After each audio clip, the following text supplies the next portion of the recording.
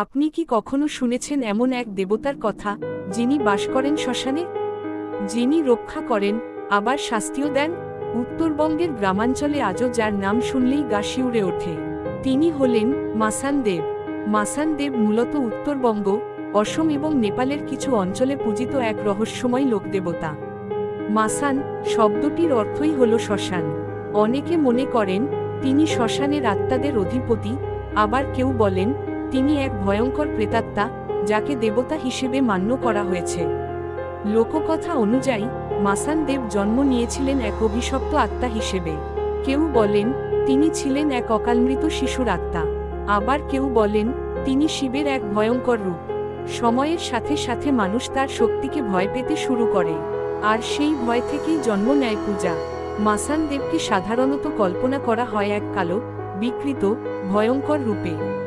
লাল চোখ, এলোমেলো চুল, আর মুখে অদ্ভুত হাসি। বিশ্বাস করা হয় তিনি রাতে শ্মশানে ঘোরাফেরা করেন, আর যারা তাকে অসম্মান করে তাদের ওপর নেমে আসে অশুভ শক্তি। গ্রামাঞ্চলে মাসান দেবকে শান্ত রাখার জন্য বিশেষ পূজা করা হয়। বলিদান, ধূপ আর নির্দিষ্ট মন্ত্র দিয়ে তাকে সন্তুষ্ট করা হয়।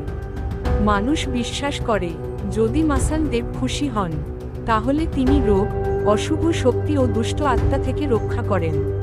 অনেকেই দাবি করেন রাতে শ্মশানের কাছে গেলে অদ্ভুত আওয়াজ শোনা যায়, কখনো কান্না, কখনো হাসি। কিছু মানুষ এমনও বলেন তারা নাকি নিজের চোখে দেখেছেন এক ছায়ামূর্তি যা হঠাৎ করেই অদৃশ্য হয়ে যায়। তাহলে মাসান দেব কি সত্যিই এক দেবতা, নাকি শুধুই মানুষের ভয় আর কল্পনার সৃষ্টি? এই প্রশ্নের উত্তর হয়তো আজও অজানা, কিন্তু উত্তরবঙ্গের মানুষ আজও তাকে মানে, ভয় পায় আর শ্রদ্ধা করে। আপনি কি মাসান দেব সম্পর্কে আগে শুনেছেন? আপনার মতামত কমেন্টে জানাতে ভুলবেন না। আর এমন রহস্যময় গল্প পেতে চ্যানেলটি সাবস্ক্রাইব করুন, কারণ অন্ধকারের গল্প এখানেই শেষ নয়।